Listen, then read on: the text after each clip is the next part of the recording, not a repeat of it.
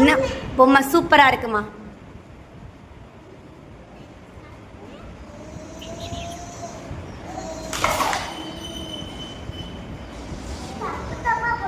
பரவாயில்ல விடு. சூப்பர். ஏ போர்டா எழுதுங்க, போர்டில் எழுதுங்க.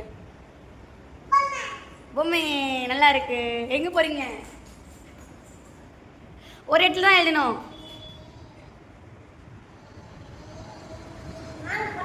ஆ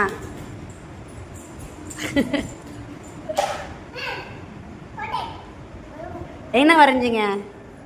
பொம்மை போட்டிங்களா? நீ எல்லாரும் சேர்ந்து ஒரு இடத்துல என்ன வரைங்க. நீ போ. ஆ சின்னதாக போட்டிருக்கியா? ஆ அழகா இருக்கு.